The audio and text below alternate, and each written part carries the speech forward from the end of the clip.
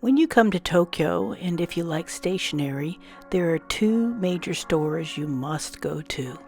One is Loft and the other is Tokyu Hands. I'll do another video on Tokyu Hands later.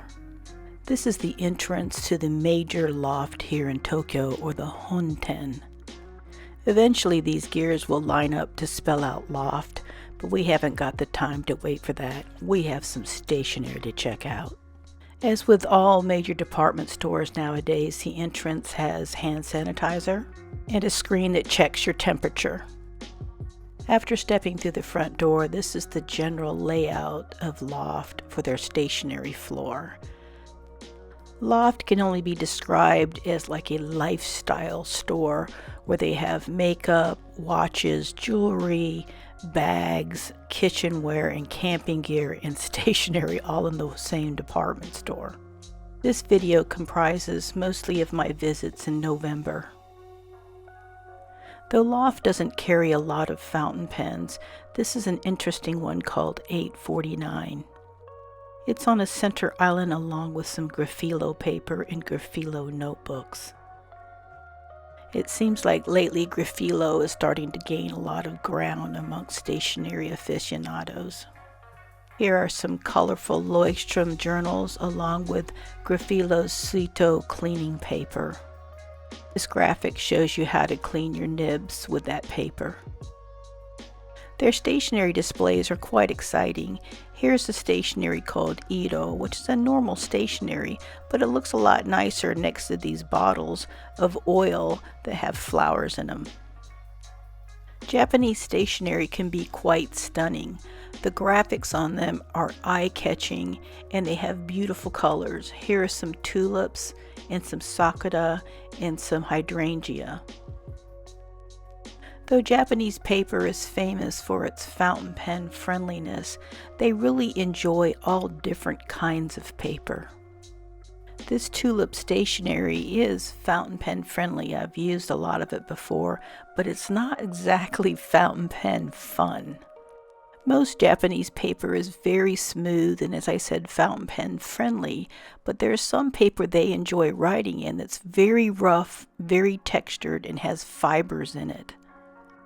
This particular stationery is very rough, and when I do use a fountain pen with it, I have to occasionally floss the tines or rinse the nib off.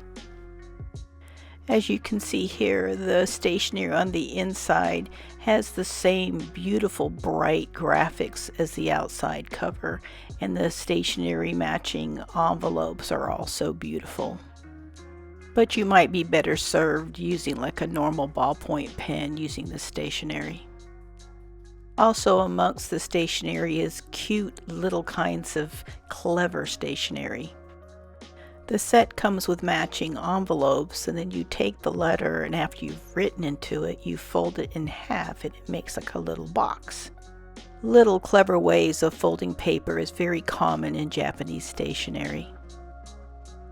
Also common in Japanese stationery stores are matching pencil cases, notebooks, and memo pads. This is a pencil case with a pink trim and pink poppies on it. It's nice enough on its own, but here's its matching case. It has pockets to hold things, and on the inside, this little clear thing is to hold your mask. And here's the matching spiral bound notebook and memo pads. It really makes stationery a lot more fun when you can match up all these items. In their Japanese paper section, I was surprised that they were selling Daruma dolls. Daruma are these armless, legless, round dolls that are typically red. I liked this one because it's white. It also has a kanji for luck on the front. Daruma have these blank white areas for their eyes, and when you get one, you're supposed to color in one eye with a goal or a wish in mind. And by the end of the year, if you've accomplished that goal or gotten that wish, you color in the other eye. We'll see how that works out for me at the end of the year. This part of the store is their huge selection of planners and calendars from all over the world. If you can't find a planner here that will fit your needs, you probably won't be able to find one anyplace else. As I said, Loft's selection of fountain pens is pretty weak. This one here is their selection of Lamy, Safaris, and All-Stars. This is their selection of straight up normal pilots, platinums, sailors, and then some foreign models. They have a small selection of Kakunos and a small selection of Sailor inks along with the Sailor Prophet Jr. They have an enormous selection of just straight up plain plastic folders and every kind of pencil case imaginable, along with electronic storage cases with videos explaining their whole system. Though there is a lot of kawaii, cute stationery items, most of the stuff isn't limited to that. This is a pretty plain pencil case, but it has one small twist to it. This is called a Sma-Sta, which probably comes from the word smartphone and stand. You carry around your pens and small stationery items in this little bag, and then you unzip it, open it, and then you can put your phone in it. The phone stands up in such a way that you can either film yourself, watch something on your phone, or listen to music. And then when you're done, you pull your phone out, close it up, zip it up, and all your pens and stuff are inside your case. There is, of course, a huge selection of pencils and mechanical pencils and pens, and almost a complete catalog of the Midori Traveler's Notebooks and its accoutrements. And overall, there's a mind-boggling amount of stationery. So much so that you get overwhelmed by it. Whenever I step out of this loft, I have that 1,000-yard death stare because I'm just kind of frazzled out. This is the checkout area of Loft, and when we come back from the mid-roll ad, I'll tell you how I deal with this stationery overwhelm. The loft we just visited is in Shibuya, and it's the Honten, or the main store. And the way I deal with overload is I try to go to their shi-tens, or their satellite stores.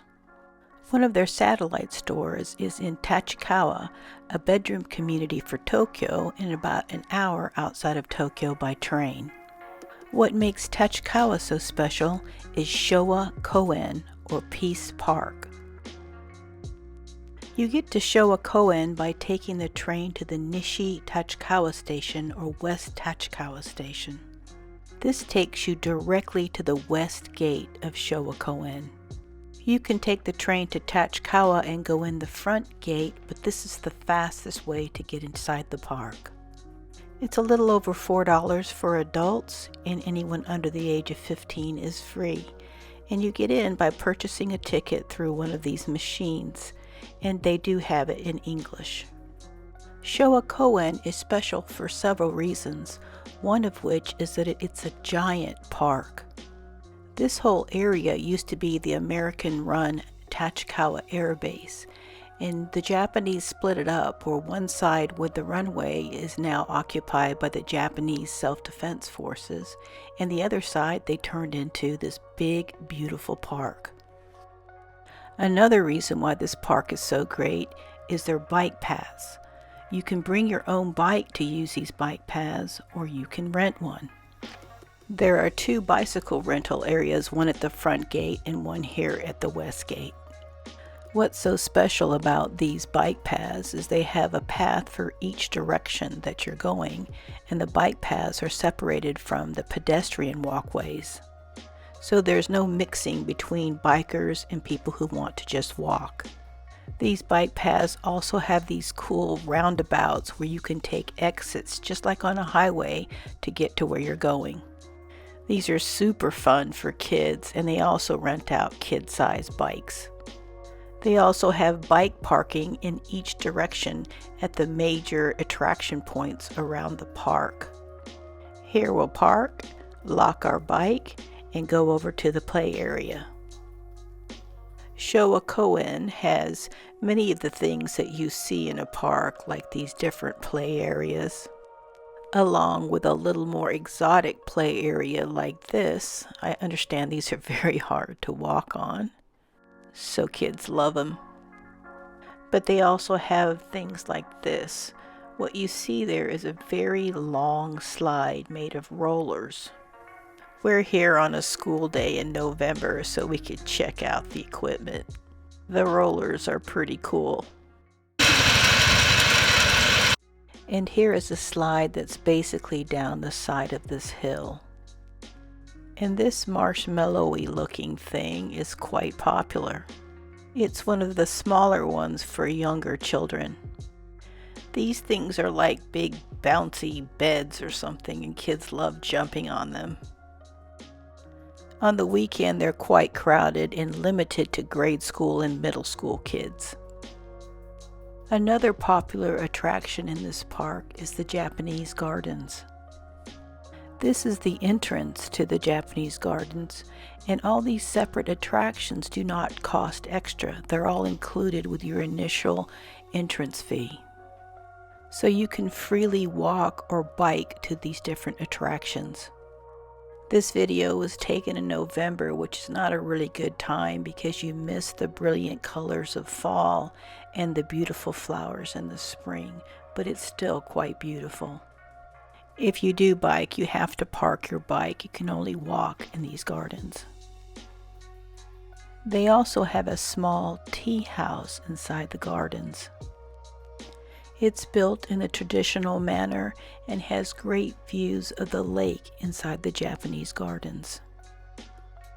Once inside, you pay 500 yen, which is a little less than $5, and they serve you traditional matcha green tea and wagashi, which is a traditional Japanese sweet. The Japanese Gardens is one of my favorite places because kids aren't that interested in it, and it's very quiet and relaxing. The other places in the park are mainly for kids to play in. That's what makes this park so fun. Everybody in the family has different sections that they can enjoy. Now we'll leave by the main gate, which goes out to about a 5-minute walk into downtown Tachikawa.